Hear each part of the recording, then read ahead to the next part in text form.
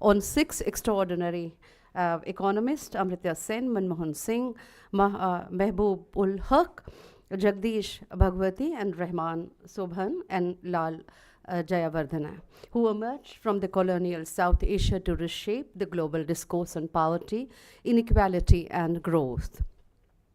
Trained at Cambridge, yet rooted in the realities of the global South, these economists did not merely theorize from ivory towers. They wrestled with the pressing dilemmas of their times, challenging the dominance of Western ideologies by proposing context-sensitive, pragmatic approaches to development.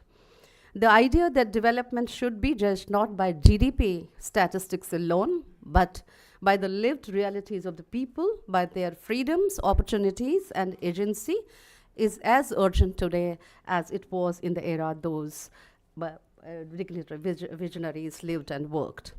Their intellectual journeys remind us that the quest for equality and social justice is inseparable from the project of nation building.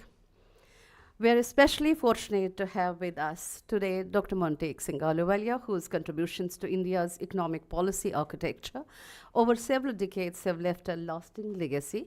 As a visionary, reformer, and chief architect of India's liberalization era policy reforms, his voice has shaped the evolution of inclusive growth frameworks, both within India and in global development fora. We are equally privileged to welcome Ambassador Shiv Shankar Menon, one of India's most respected diplomats and thinkers on strategic affairs. His nuanced grasp of global geopolitics and his ability to connect national policy to international realities have made him an authoritative voice on India's foreign and security policy in the 21st century. Our conversation will be moderated by Shri Suhas Borkar, a passionate advocate of public discourse and citizen media, whose decades-long engagement with issues of equity and sustainability aligns seamlessly with the values underpinning this work. I extend a warm welcome to each one of our speakers and to all of you for what promises to be a stimulating and timely discussion. Thank you for joining us this evening, and let's move forward to the conversation that awaits. I invite Mr. Borkar to initiate the conversation.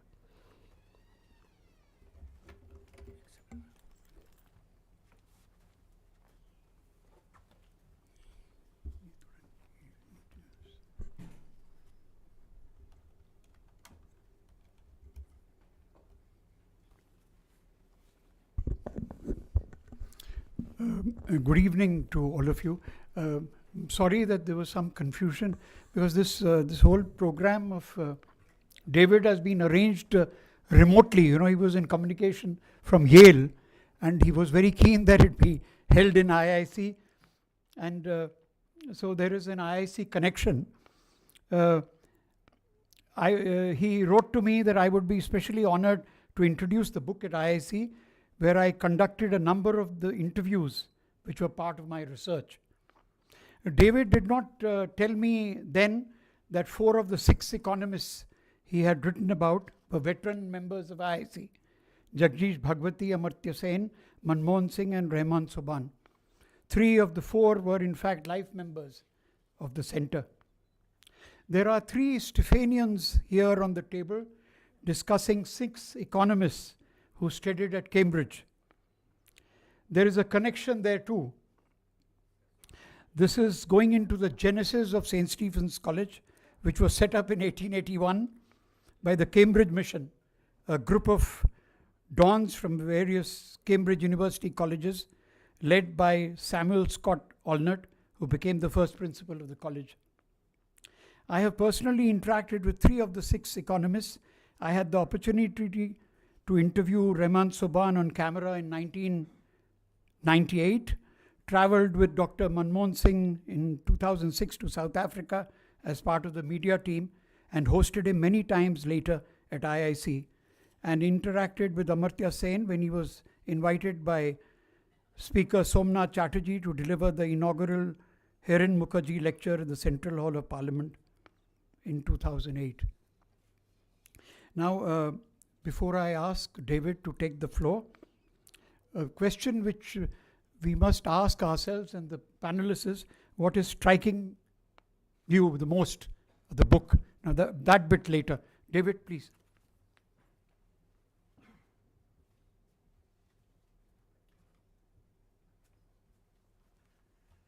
Thanks so much. It is indeed a great pleasure to be here. I met many of the people I spoke with. I interviewed about 100 people for this work, and many of the Indians I had a chance to meet here in the dining room or in the cafe at IIC. So I'm particularly proud to do it here. I'm also proud to and pleased and honored to see people whose work, whose perspectives and advice I received over the course of working on this project, and really honored that they're able to attend. I did also want to thank in particular our panelists and Shuas Borker for the arrangements. To some degree, do you want to put the slides up? Yeah.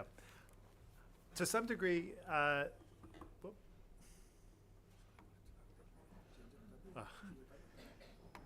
to some degree, the six need no introduction. But the first thing I do want to explain before I turn to introducing the six is to introduce the term apostles. It's an inside Cambridge joke. There's an organization, a literary society that dates back to the early 19th century called the Conversazione Society. But when it was founded, it had only 12 members. And with, I would say, typical schoolboy humor, it was nicknamed the Apostles. There are now more than 14, have been more than 14 members, but it still maintains the name. Two of these six economists were members of the Apostles. I'll leave it to you to guess which two. But I think in a broad sense, all six of them were apostles. They all debated, formulated, and disseminated and applied development doctrine over their long and productive careers. And as I introduce them as the apostles, I want to emphasize that even though I'm grouping them together, of course, they all studied together at Cambridge between 1953 and 1957, that they are far from cut from the same cloth. They are themselves very different. They held very different views of economics. They had very different careers, some more oriented towards scholarship, some towards policy, and some mixing it up. And they moved between a kind of dazzling array of locations around the region and, in fact, around the world over their careers. Without further ado, let me just offer a quick kind of recap of the six to emphasize a couple of points here. I apologize if the slides get a little funky. I had a graduate student set it up, and I can't fix it. So, of course, I'm going alphabetically, I should say, so I'll start with Jagdish Bhagwati, a prolific international economist whose scholarly work on the role of trade in economic growth, but also in particular the political economy of trade, have made him a kind of perennial contender for the Nobel Prize. He has not yet won the prize, although he did receive the prize on an episode of the American TV show The Simpsons some decades ago. He loved the role of contrarian, promoting trade when most in India were skeptical, promoting devaluation while others were, I would say, allergic to the prospect of it. By the 1990s, he became a kind of polemicist for globalization, to the point that he appeared with Ralph Nader, arguing against Ralph Nader at the so-called Battle in Seattle, the World Trade Organization protests in Seattle in 1999. The next, moving alphabetically, is Mahbub al-Haq from Pakistan.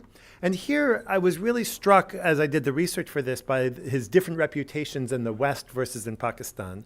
In the West, he's seen as a liberal lion, helping push the World Bank to the left with basic human needs, and then formulating and writing the human development reports, as shown here, for the UNDP development program in the 1990s.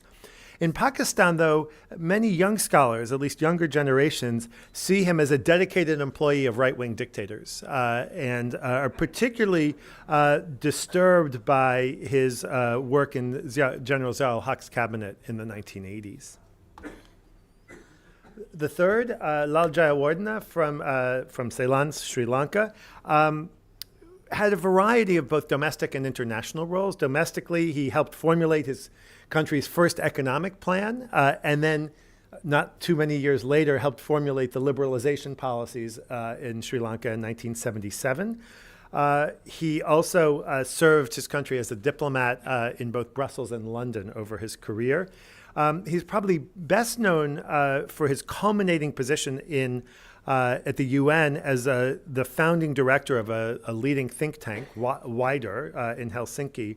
But he'd actually been involved in international organizations for decades even before that, working at UNCTAD, along with Dr. Singh, actually, in the 1960s.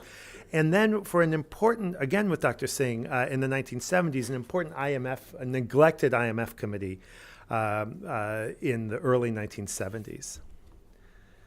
Professor Sen, of course, in this crowd needs no introduction at all. A prolific and highly original thinker with an illustrious and peripatetic career.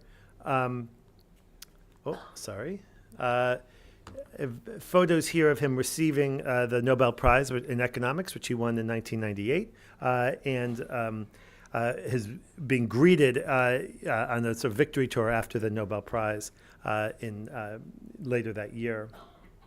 Dr. Singh, of course, over the course of the 1980s, 70s, and 80s, held every single important economic post in India, and in this way was active in international organizations, often as Indian representative.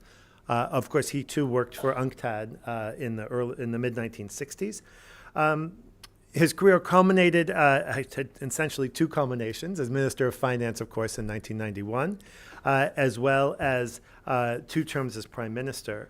The next, and by no means the last figure in here is Rehman Sobhan, originally from Pakistan. Of course, he is the only one of the 6 not to win first-class honors and not to earn a doctorate.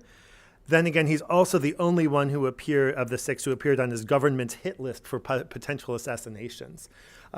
He was drawn to activism after his time at Cambridge and was active with the Awami League over the course of the 1960s, which won him this honor, his government's highest honor of being deemed an enemy of the Pakistani state, and then played an active role in bringing Bangladesh creating Bangladesh out of Pakistan's East Wing.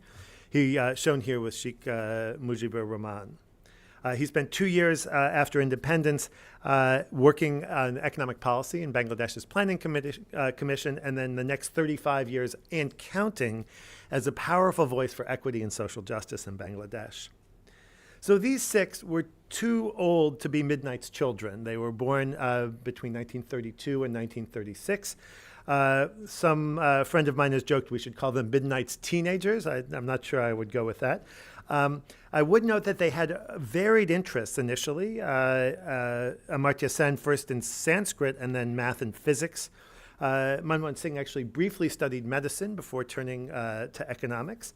They all ended up there, I think, something that's trying to answer questions about the world they saw around them, immediately around them.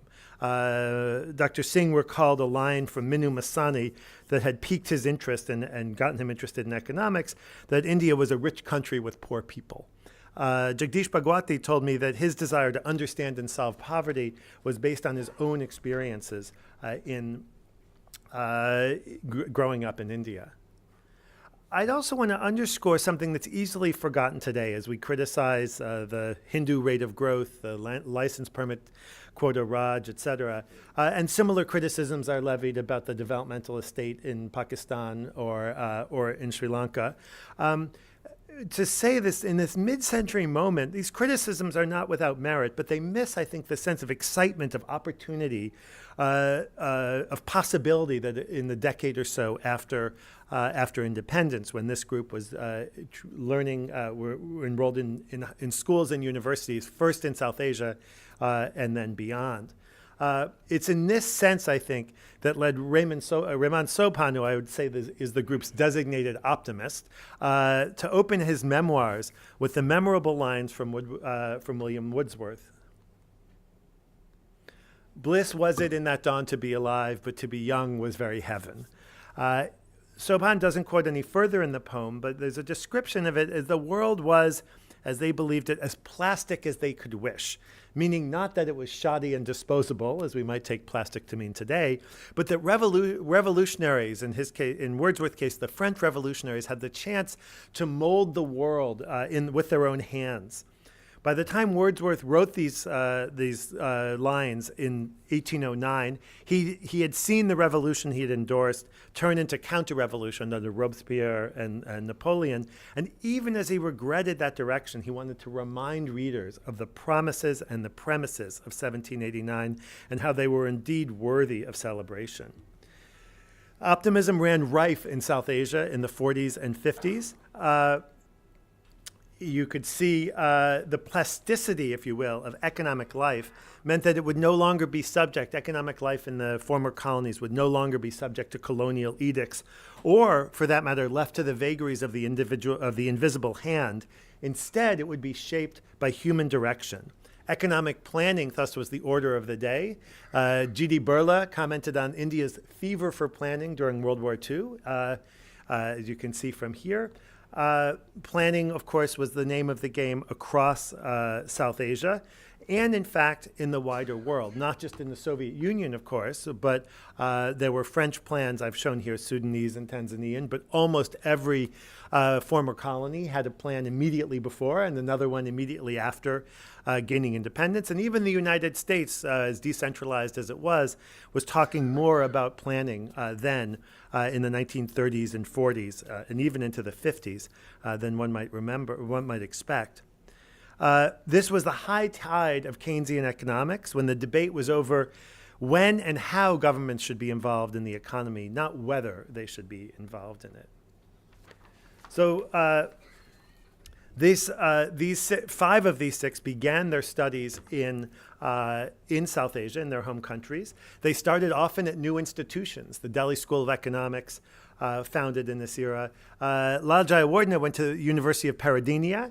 The university was so new that when it opened, they were still awaiting shipments of blackboards and beds for the dormitories. Somehow the group made do.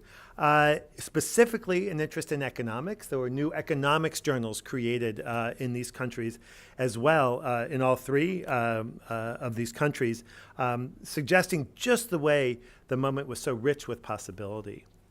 These 6 all arrived at Cambridge in 1954, give or take 1 year.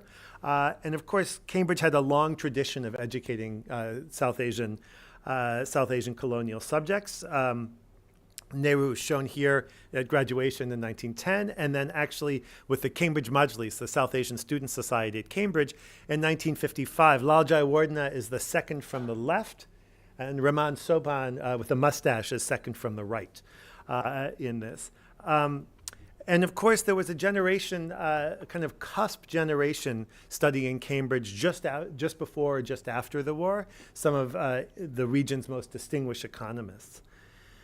Thus, by the time the apostles had arrived, again, 1954 plus or minus a year, Cambridge had, I would say, not the best, but certainly the most storied economics faculty in the world. It had hosted the last 2 revolutions in economics, the neoclassical revolution of the late 19th century and the Keynesian revolution of the 1930s. The apostles themselves, here are some of the faculty they worked with, worked very much under the shadow of Keynes, who I show here with a sort of spectral presence. They all worked, irrespective of their politics, they all worked closely with neo-Keynesians who offered a full-throated and fully theorized challenge to neoclassical economics.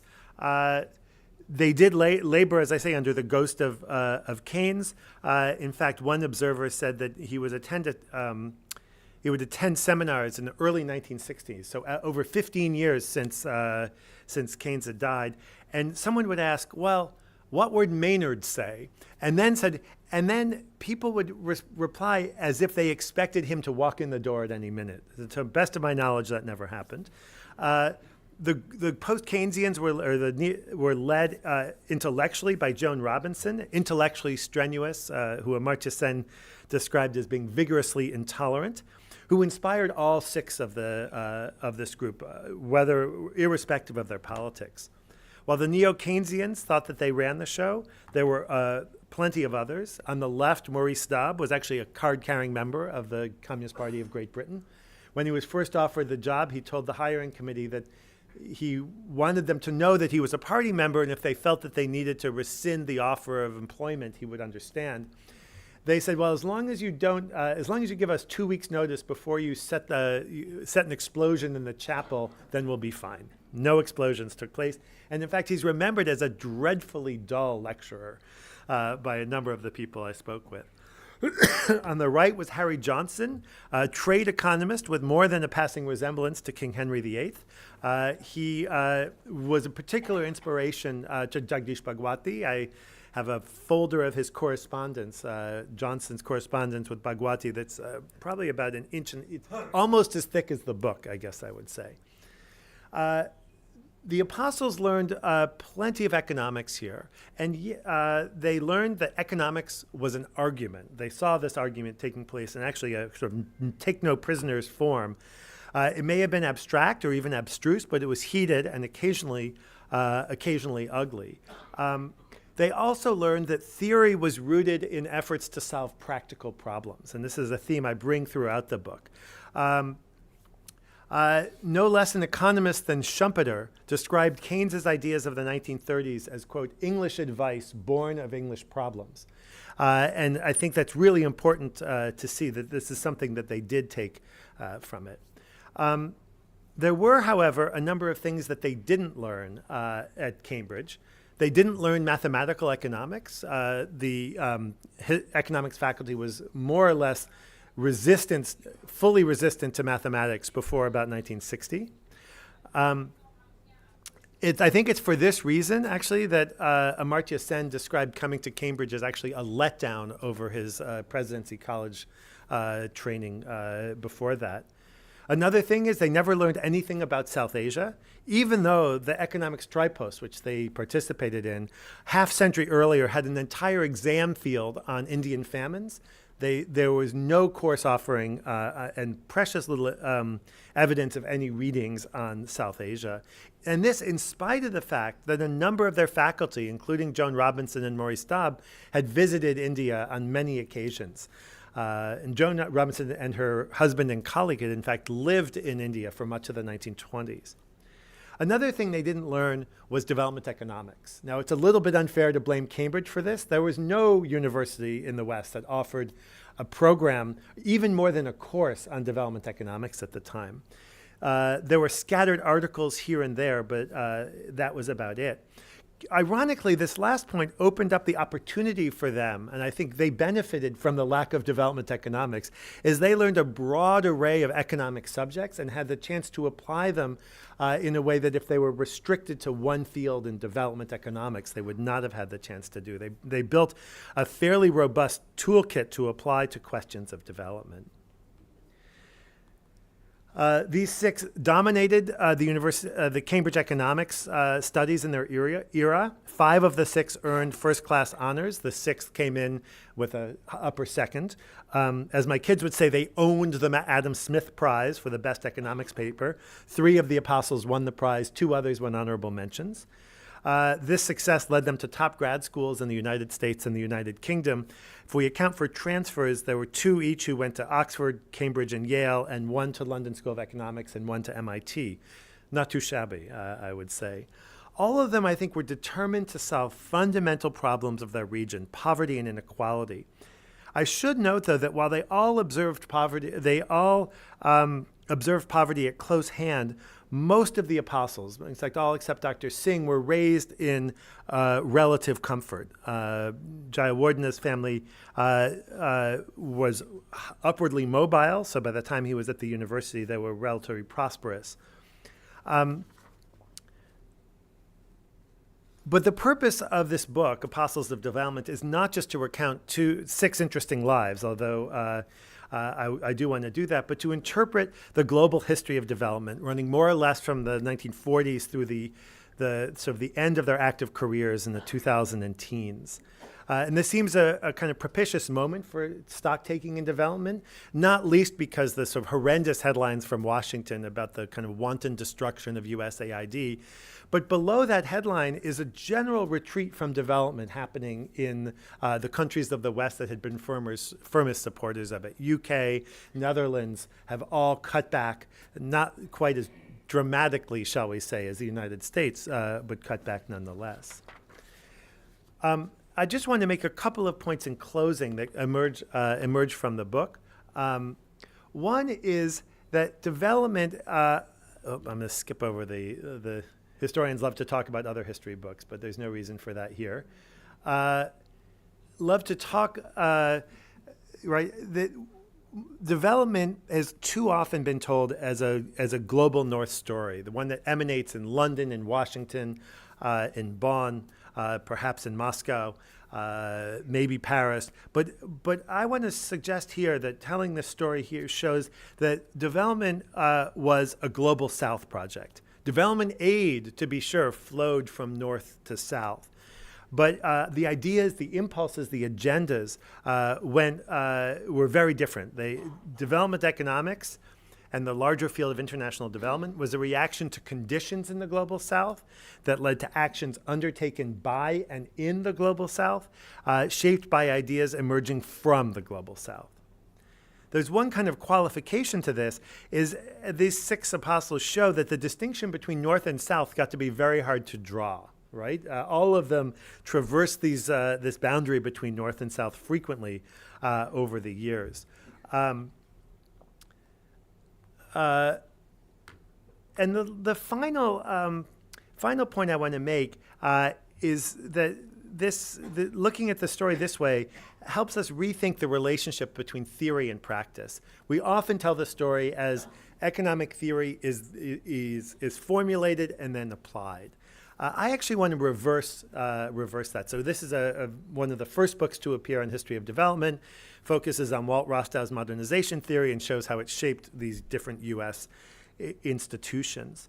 But I want to suggest that theory actually followed from practice. Theories emerged as efforts to solve practical problems, right? I don't really have time to go into examples here, but I do want to suggest that at every stage, whether it is kind of the central planning as an effort to solve problems, shortages of capital, whether it's development assistance as a contribution, is the answer to this, right? As the answer to it, creates its own problems of aid dependence. In the 1970s, there's a turn to the left across South Asia and, in fact, in the wider global South. This begets, I think, budget deficits that it turned into a debt crisis in the 1980s, a solution to which is structural adjustment. And further, the human development as a category didn't just come from Amartya Sen's ideas and Mahbub al-Haq's energies, although they obviously mattered tremendously in this, but it was a response to the cutbacks, the budget cutbacks that came with structural adjustment over the course of the 1980s. And so this is a story told through these six figures, a story of problem and solution, of crisis and response, and then of new crises and new responses. And it's at that very broad level that I think I'll leave the talk here and look forward to the comments. Thank you.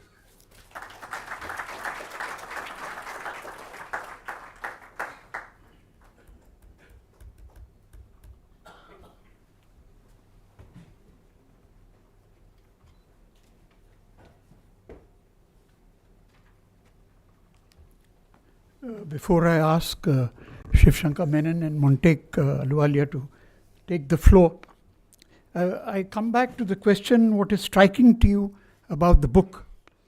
And I have a very short answer. It's the real world problems solving over ideology. A striking feature of David's argument that development did not originate from textbooks, but from practical context specific efforts to address poverty and inequality.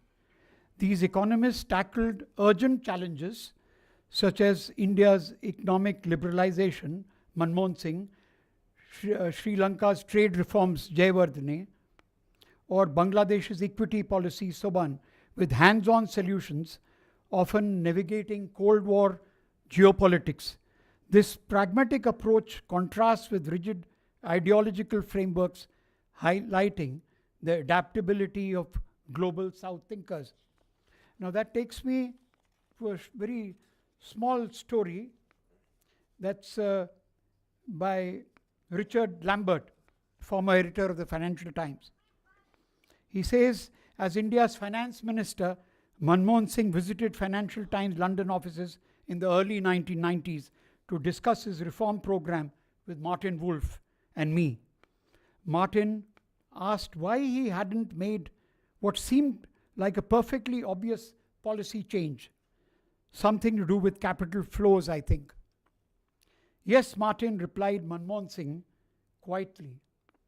I understand the economics, but the difference between you and me is that if you make a mistake, you can correct it in your next column.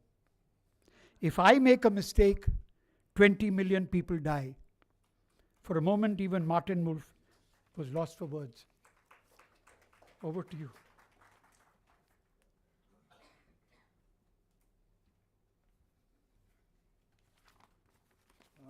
Thank you for asking me to speak here. I'm not quite sure who I should thank for this, because I really feel like an interloper.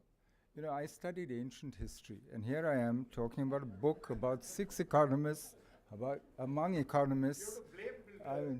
David? Okay, I'll blame David for this. But I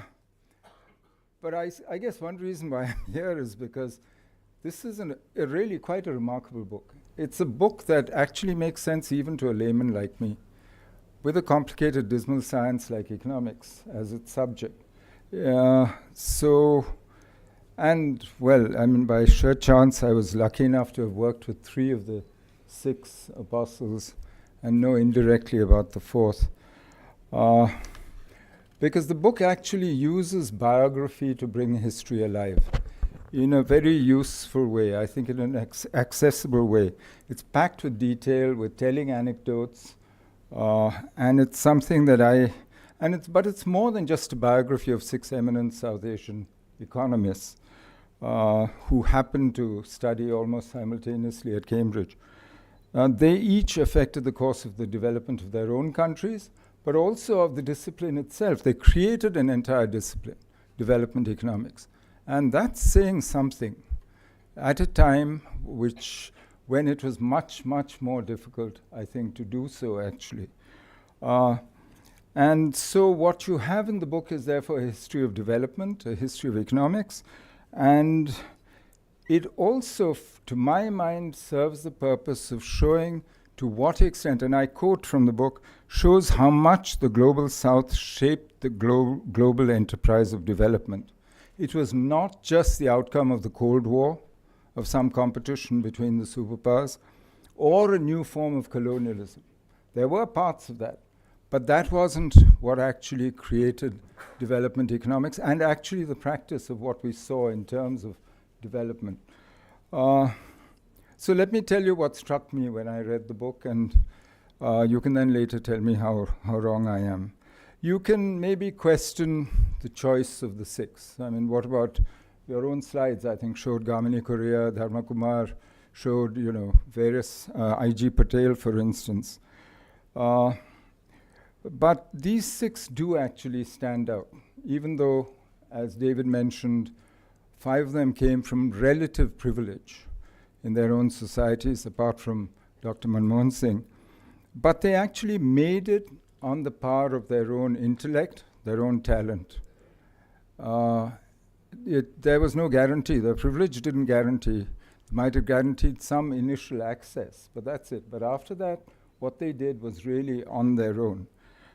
And it made me ask, where are today's Manmohan Singhs, Mahbub al-Haqs in South Asia? We must be the world's most prodigious wasters of talent when you look around us at what we're doing among ourselves. And it really made me wonder, could we do this again? I mean, and what would it take? I'm not really sure. So I would say, please read the book and come to your own conclusions on this. Secondly, what they all had in common was a willingness to get their hands dirty, to participate in politics, either directly or to take strong political stands on issues of the day, on the daily issues. They could have chosen the comfort of the ivory tower. But this idea of a liberal university where you could pursue your discipline in peace, cut off from the rest of the world, this wasn't enough for any of them, even though many of them came from privilege. They chose actually to engage in politics or to take political stands. This made many of them controversial at home. Mahbub, for instance, certainly. And politics is a dirty business, whether you like it or not.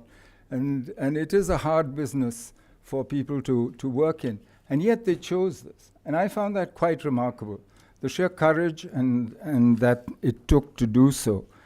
All the ones that I knew, Dr. Manmohan Singh, Lal Jayawardena, Mahbub, for instance, thought as South Asians.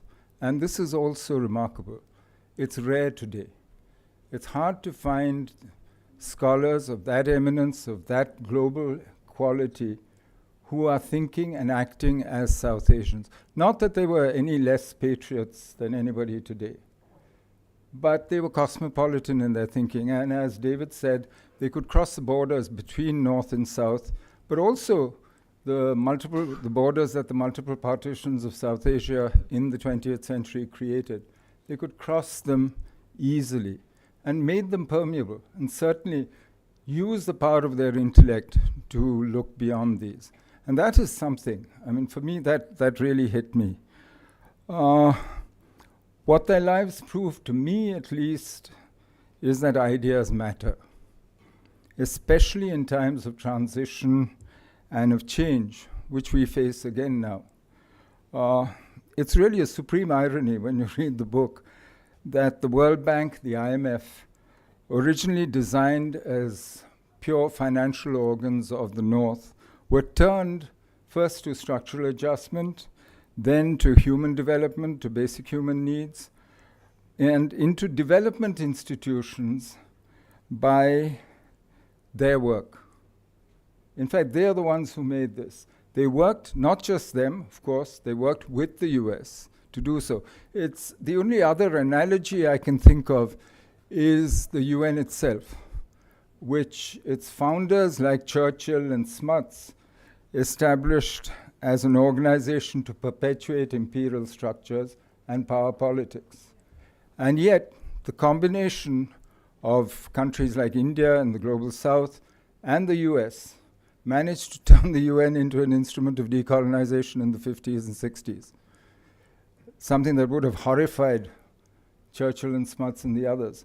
I mean, these are the ironies of history, and it's worth remembering the irony that this can be done if you are prepared to play politics.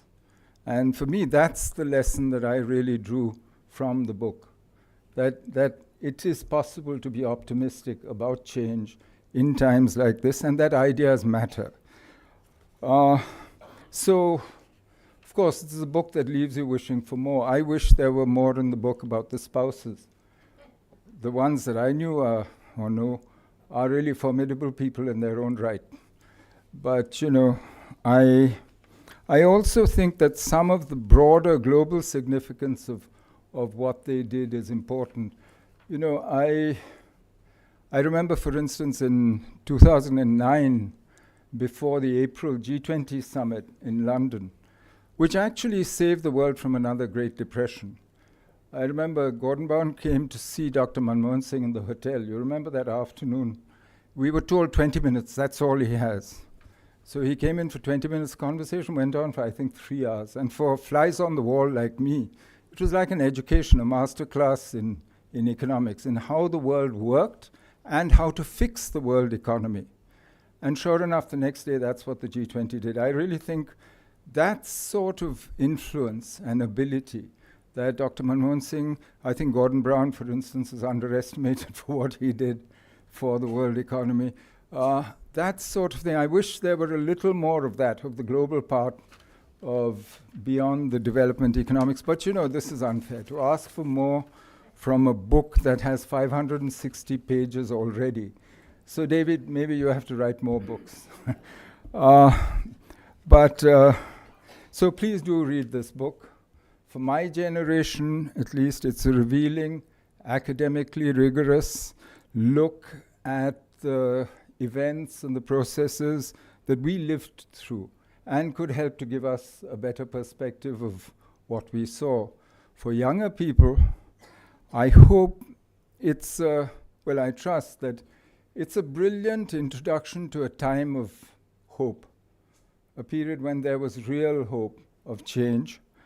And I hope it becomes an inspiration, that it also broadens their thinking and makes them become apostles of development themselves. Thank you. Thank you very much.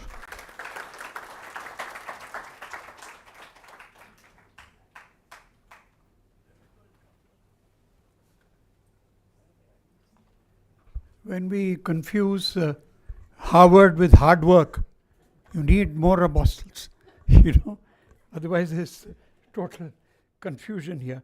One thing which I wanted to mention, David, is that we are sovereign. So you use that triumph of labor on your cover. I think with the Penguin did it without any acknowledgement. Now that's a 1959. It's in fact quite a sacred monument of Devi Prasad Roy Chaudhary on Marina Beach in Chennai. With a replica actually in the National Gallery of Modern Art. Yeah, that's a replica here. But it's been used in your cover without any. No, nothing. So in that poster when IIC made it, we saw to it that was there. Anyway, David, you weave a group portrait of these economists, emphasizing their lifelong friendships and intellectual exchanges, rooted in their shared Cambridge experience.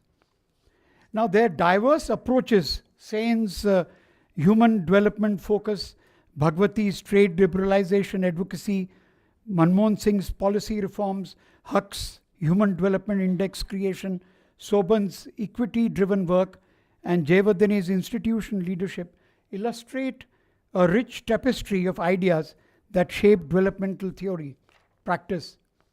This book's narrative of personal and professional bonds adds a human dimension to economic history. So we thank you for that. Now I'd like to request Monte to please take the floor.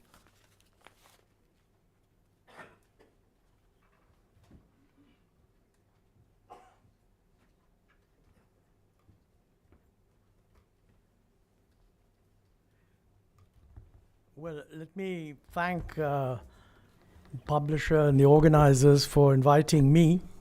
I want to join what Shankar in saying what he did about the book. It's really a lovely book. I mean, the first job of somebody who's speaking at a panel is to give some people the idea, the audience the idea, that is the book actually worth reading? It really is.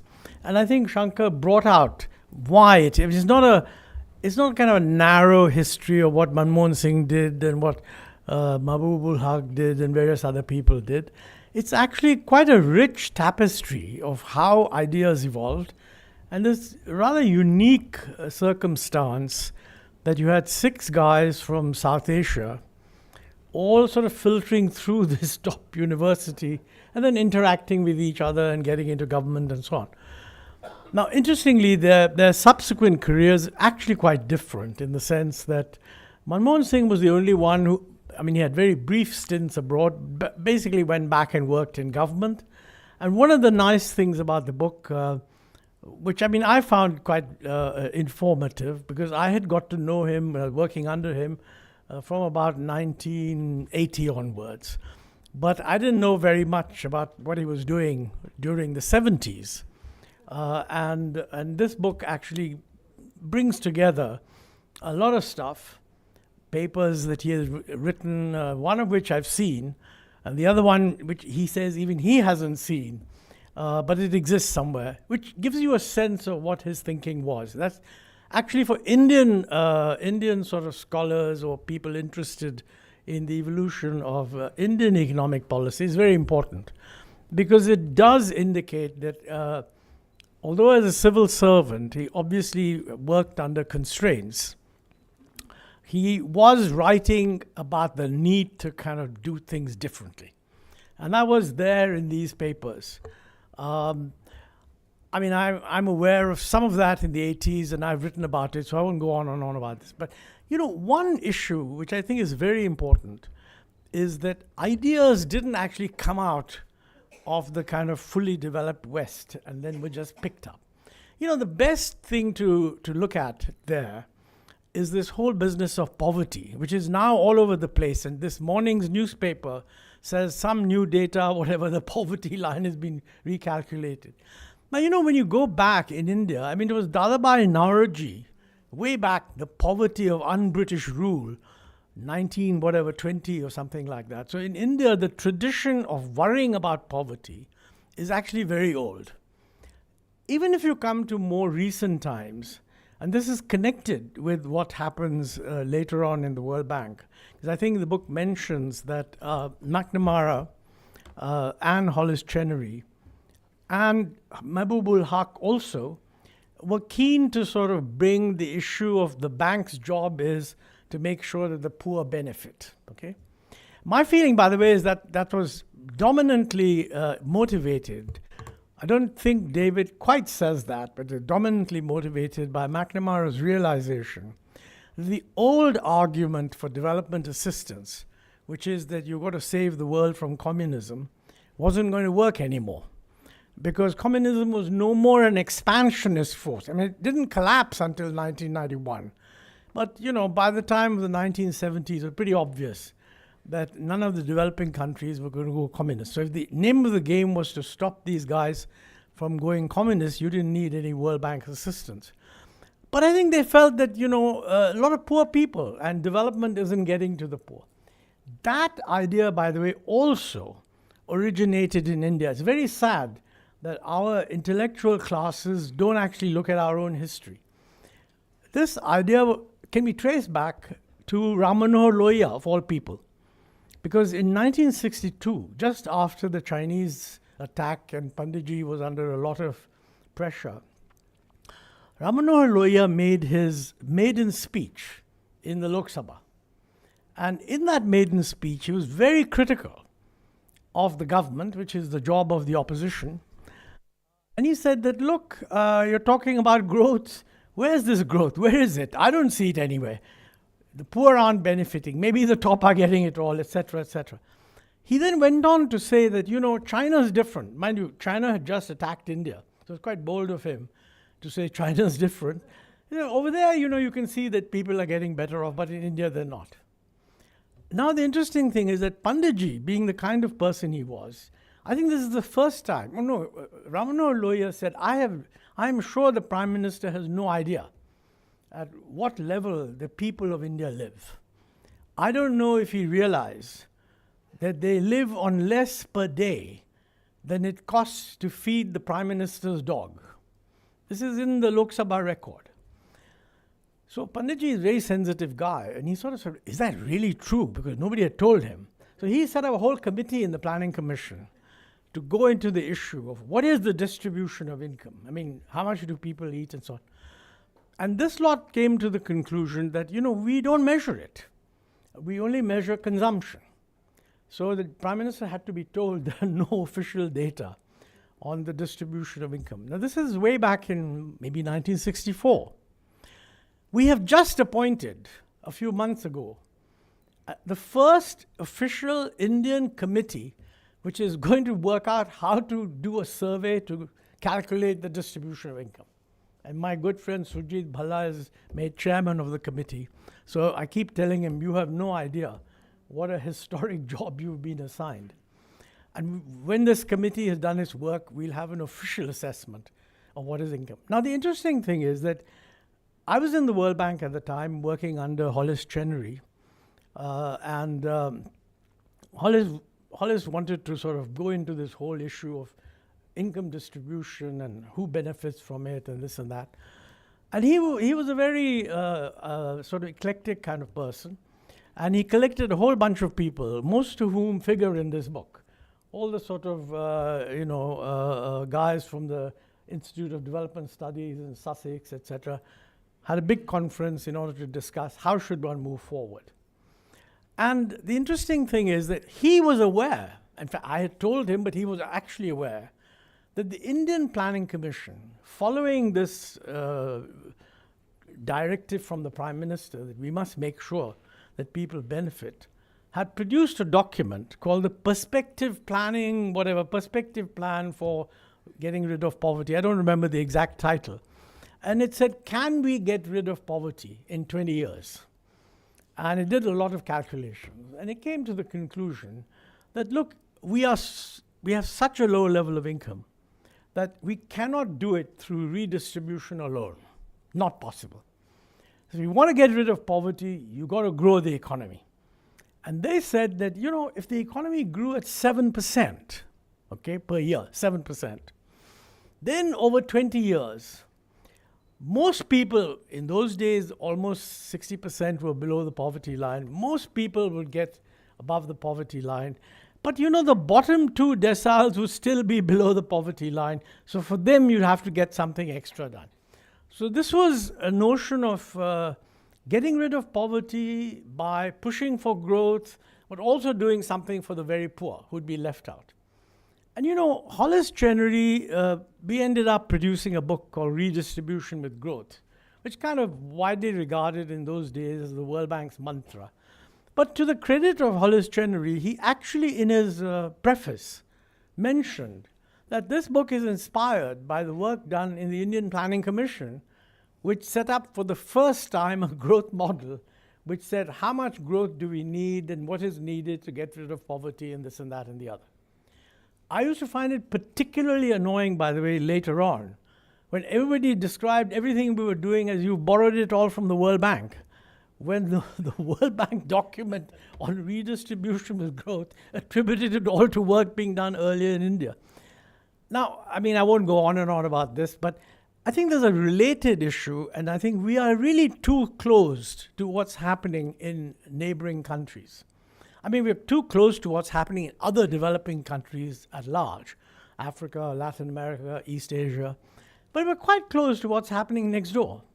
Because here you have these 6 apostles all coming out of India, Sri Lanka, Pakistan, Bangladesh, in those days, East Pakistan.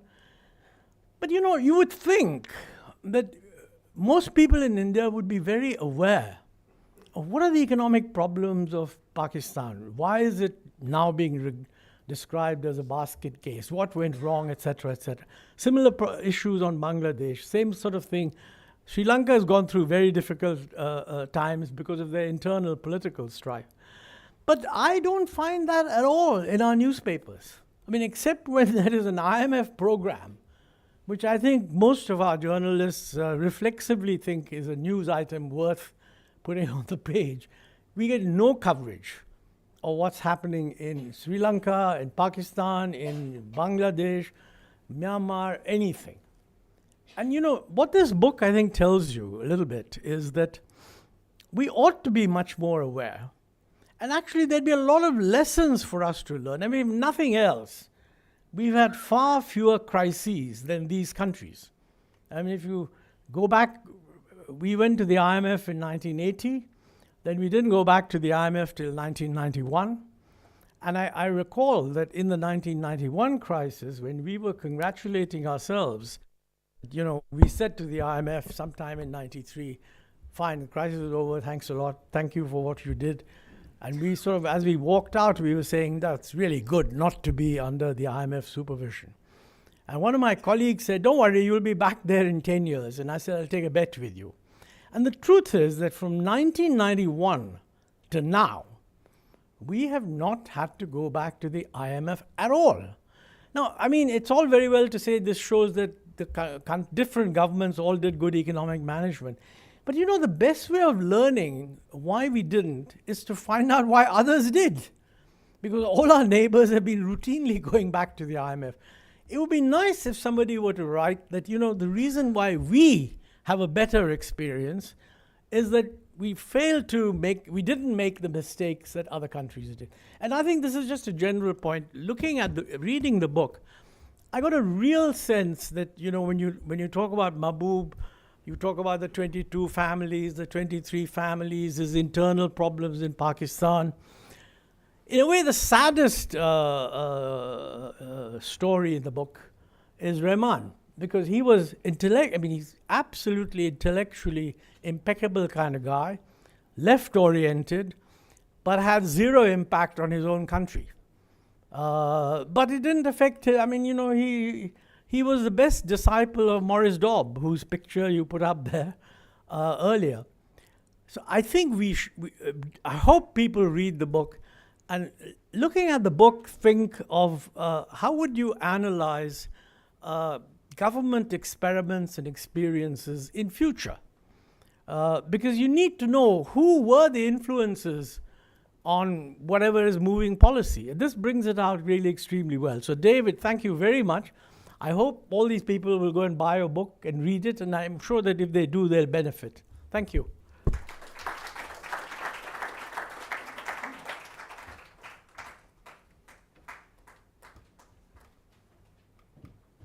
So can we have a formal launch? This is to be. Then we can go in for a short Q&A. Okay. So how does one launch a book? Yeah. I don't have a bottle of champagne to crack over the bow.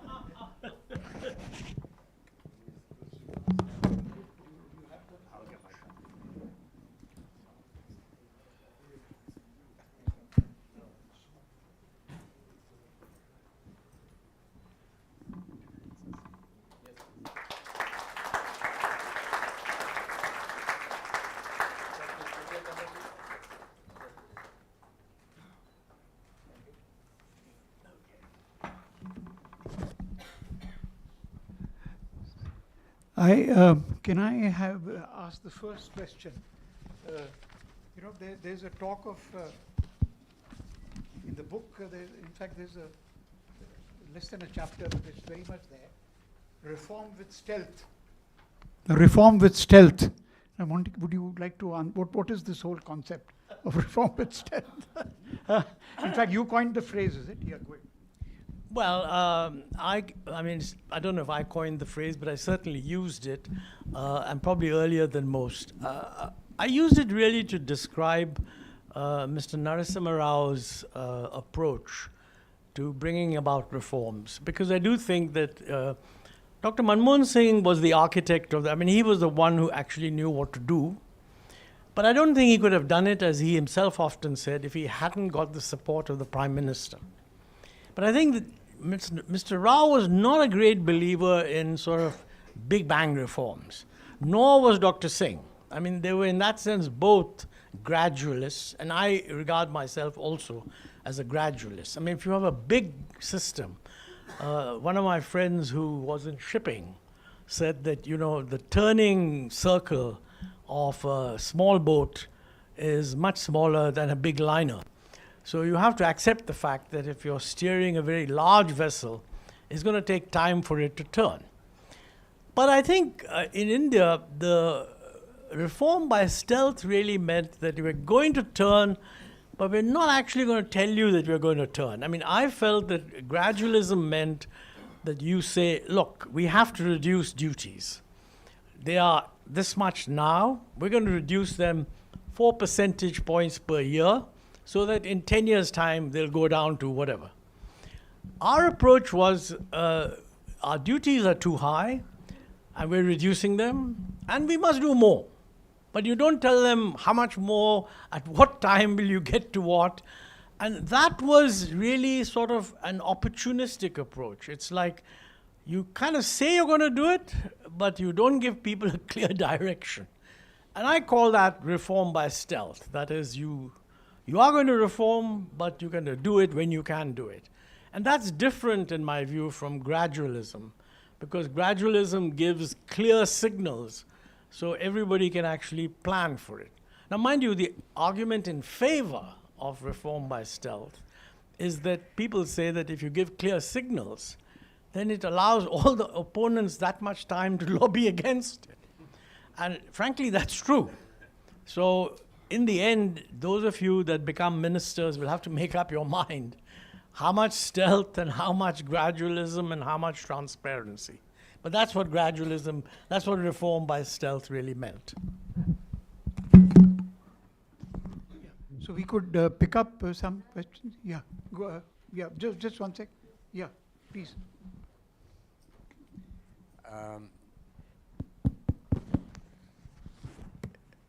Several, you, David, and others also echoed this idea that it was a time of hope in the 50s, 60s, when the apostles were doing their bit.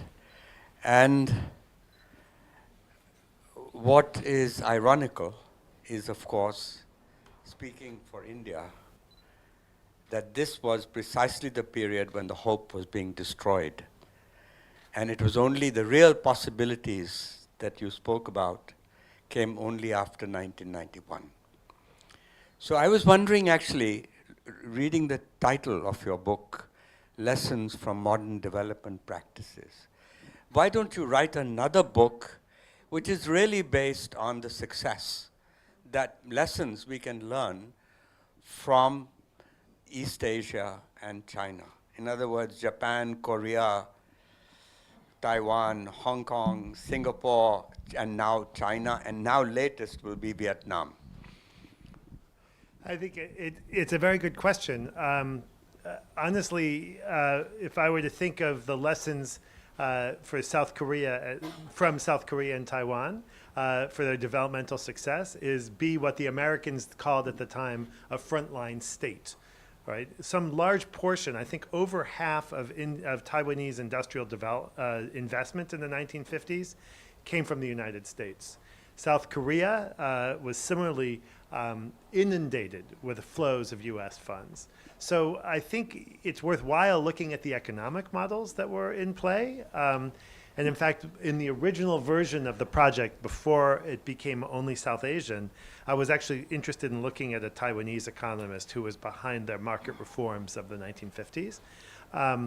But the lesson is not quite a simple policy lesson. The lesson is, I guess I would say, an accident of history in this case. Accident of history in country after country after country that Well, adopted a simple formula of exporting labor-intensive manufacturers. It can't be an accident of history, David. It is a policy. And that's where we failed, and they succeeded. And that's a story worth talking about and writing about and learning about from. In my next book. May I point out? Thank you. May I point out that apart from Japan, which was being ruled by MacArthur to start with after the war, all the persons, all the countries you enumerated, who was the so-called East Asian tigers, they turned out to be man-eaters. I think I'll leave that dispute for the front row, and just stand back from it, if that's okay. I just wanted to say that these 6 economists lived at a time where the orientation was so humane and human, so they were able to espouse the human cause, and you've written lessons for modern development practices from the global south. Because if today they were the survivors and born today's world, in this digital virtual world, they wouldn't be what they were. We'd have different economists.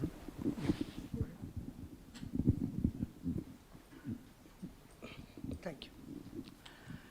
So, weaving this biography between 6 of these very eminent people, all probably the same age group, is brilliant, of course.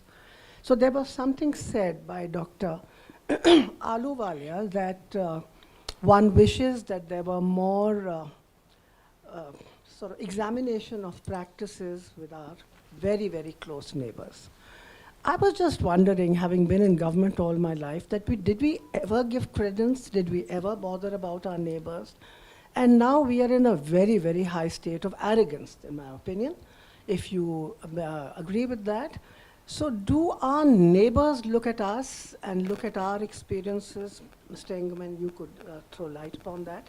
Because I don't think we do. I haven't been a prime minister, but I don't think we have ever had a look at what people are experiencing just beyond the borders. Thanks. Ma'am. I mean, well, one example, actually, the example I would cite belongs to a person right over here, which is Montec's M document, completed on the way back as a result of a visit to Malaysia. Is that right? Yeah.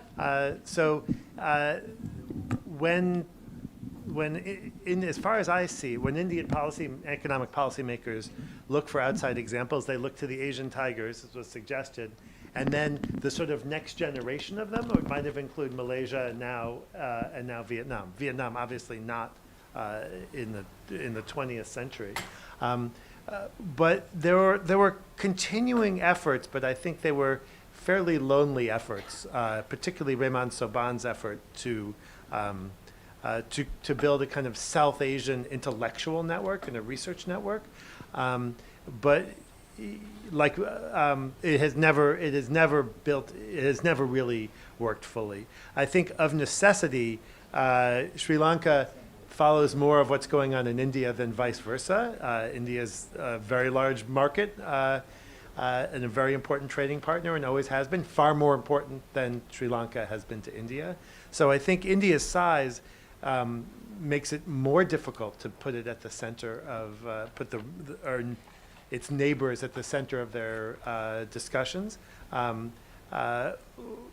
whereas so it builds an asymmetry into it, and that's of course leaving aside the ongoing, long-standing security concerns of Indo-Pakistan relations, which go far beyond anything economic, obviously.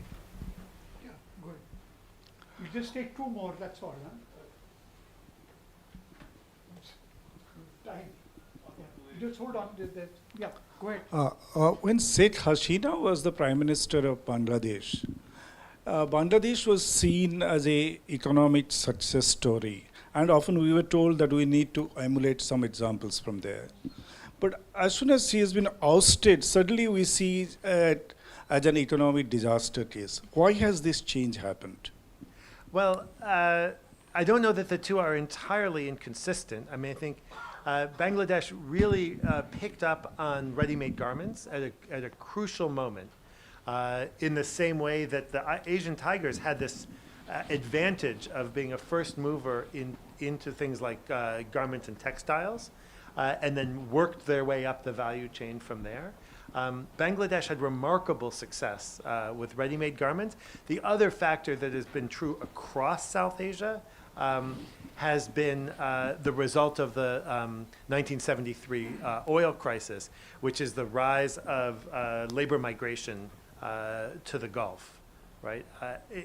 Anyone who boards a flight in Delhi or Colombo or Bangalore or Dhaka for the Gulf sees this labor migration still going strong, but it's now coming on 40, almost 50 years in duration.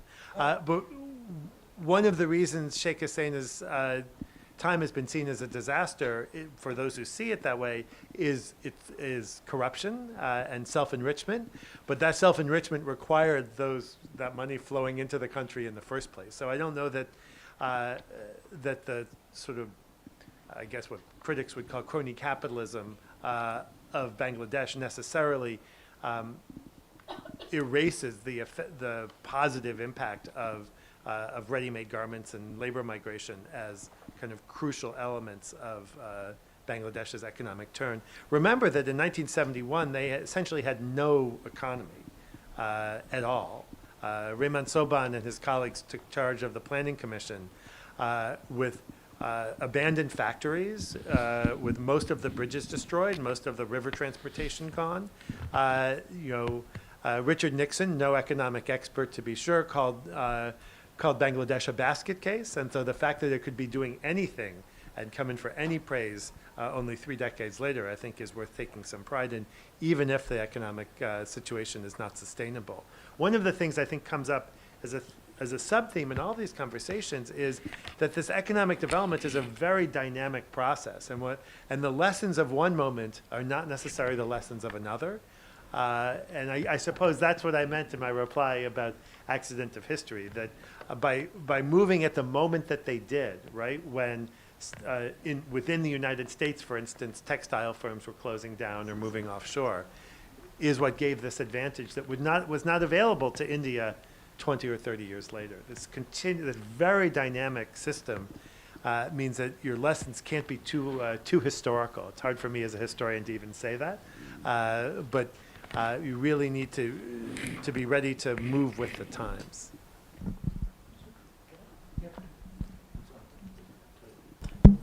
Yeah, no, just on the Bangladesh point, I just want to mention that as it happens, Dr. Manmohan Singh was very aware of what was happening across the border in Bangladesh. And I recall on one occasion when the Bangladeshi finance minister was calling on Dr. Singh, having a conversation, and usually we are prepared to have answers to questions he might ask in case the finance minister needs that information. Although Manmohan Singh knew more than most of us, but still that's what our preparation was about. But you know, Dr. Singh surprised all of us by saying to him that, you know, I've been following what you've been doing and reducing duties in Bangladesh, and it seems to be doing quite well. Now, we had not briefed him on that. So maybe he just read the Financial Times. But, you know, I think we don't know what's happening. And we need to do that big time, not just in this particular case, to know what's working. Because I think the whole trade performance of Bangladesh during the last, 20 years and so on, is really a reflection of them having consciously done these reforms. But more generally, I think even to be aware of what the problem is, how do you recover from a crisis? I mean, Sri Lanka, they're very aware of the need. I mean, I've been invited there myself a year ago because they said, look, we seem to be having a crisis. We're dealing with IMF. Can you come and help us? Tell us, how did you do it? So there is a latent, there's a job to be done there, which is to tell the story across the border. Yeah, go ahead. Namaste. David, congratulations for your book and all the very best with the prompts you have received. And Shiv Shankar sir, Montek sir, I was really eager to listen to both of you, and I would like to wish you all the best. There is a question, please. I do not have a question, only good compliments. Nowadays, please questions accept are my called question. prompts. Oh, sorry. So she said prompts. Go Prompts. ahead, Vice Chancellor. My good luck, can I finish with my compliment? No, that's okay. Enough now. Come on. Okay, Yeah, so please, good thank you. wishes and good luck. Vice Chancellor, pen too. Come. Yeah, take the mic, please. Just one sec, sir. I said I want to take up the first point that was made from the audience. Who were the apostles of development in China? And did they go to Cambridge? I know that Cambridge did wonderful work in molecular biology in 60s and 70s. But did it do so well in economics? By the 60s and 70s, they were remaking themselves. I would describe it in the 50s and for much of the 60s as they were still living in the 1930s as an economics faculty. But they did adapt, and of course, there are prominent economists the world over, not least from India, who studied at Cambridge in the 60s. The question about does China have a set of apostles? They don't have one, but there is, for instance, a very famous boat ride, a week-long boat ride, forgetting down which river, the Yangtze, that had something like 25 Western economists, and then the leading both economists and economic bureaucrats in the Chinese Communist Party in 98. Yes, there's one, and then there's an earlier, smaller version as well. So I think China went about its approach to economic expertise differently. It was quieter, it was unofficial, and it took place on home turf. It didn't happen as much by sending their scholars overseas, at least in those moments. I just want to add to that, Pencil Saab, that, you know, that's my own impression. And if you want, I mean, Vogel's book on Deng Xiaoping gives this to you in great detail. They did a lot of work thinking about who's succeeding. As David said, they had this lovely boat ride. I forget the name of the boat, but they went up and down the river with all these foreign economists. And they themselves say that originally their thinking was that they would go with the Hungarian guys who had a sort of midway between neither plan nor free and so on. But actually the Americans persuaded them that this doesn't work. And as a matter of fact, later on, there was a Russian economist who came to India to give give a lecture. And he was making a comment about the Indian concept of the mixed economy, which was very popular. You know? And he translated it as the mixed up economy, you know, which I thought was very appropriate. But just one more point. My personal experience, this is going back to the 80s, the Chinese were very keen to learn about what's happening in Korea, South Korea. But there were political difficulties in kind of doing that. So they told the World Bank, these are some of the key jobs that the World Bank plays, by the way. They told the World Bank, why don't you organize a conference in Bangkok and call all the neighboring Asian economies, including India, and bring the Koreans also. And we'll talk to the Koreans on the side, okay? And there's a wonderful conference where the Chinese were saying, we're going to do this, we're going to do that. Mr. Rajiv Gandhi had decided to send Dr. Manmohan Singh as his representative. He was then deputy chairman of the Planning Commission. I was a flunky in his office, so I went along with Manmohan. And you know, everybody was saying whatever they were saying. And at one point, Dr. Singh asked the Chinese guy that, you know, what you're saying makes a lot of sense from an economic point of view. But don't you think it's going to increase inequality? To which the Chinese guy said, yes, we've got too much equality. I mean, that's what I call clarity. You know, my wife visited China, my late wife visited China a couple of times, and her impression was India is an open society with a closed mind. China is a closed society with an open mind. This is very, very true. I mean, I visited Beijing when I was deputy chairman. Jaishankar was our ambassador. And I asked to have dinner with the vice chancellor of which is the university in... No, the other one. Tsinghua. I wanted to know about this 1,000 sort of scholar talents program where they were picking out famous Chinese scholars from around the world and inviting them back. So I said, this is terrific, you know, we should do the same thing. What do you do? So the guy says, you know, one thing is we don't advertise a position or anything and wait for applications, which, by the way, is a very sensible thing because in Oxford, the most prestigious professorship is the Regius Professor of History. And somebody once asked somebody, how do you choose the Regius Professor of History? So he said that under the statute, we have to invite applications. So we do that. Everybody who applies, we throw away all those applications because we are not looking for people who want a job. Having rejected everybody summarily, we then decide who do we want and then reach out to them. Okay? So the Chinese did exactly the same thing. And I said, but what happens? I mean, we negotiate the salary. So we know that they can't come at the same salary that we are paying guys in Beijing, but they don't necessarily want the same salary they're getting in America. Somewhere in between, you can attract them back for 3 years, 4 years, etc. So I said, but you know, when you do that, and he said, sometimes, you know, they say, you know, my wife is also a librarian. So I can't come and you can give her a job. So we create a job for her. So I said to him, don't you find that the existing faculty get very upset? He said, yeah.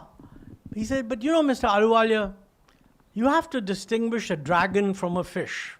So he clearly didn't think we were capable of distinguishing dragons from fishes. And that is the answer to Shiv Shankar's question, that how did we get all these great guys to come? And can we do it again? You know, remember, Amartya Sen was made head of the Department of Economics at the age of 24. Today, if you try to attract someone of his qualifications, they would say, well, normally you would be an assistant professor, but maybe we'll give you 2 increments. I mean, it's not going to work. Yeah. So thank you very much. Now we ask Dr. Munshi, can you do the honors?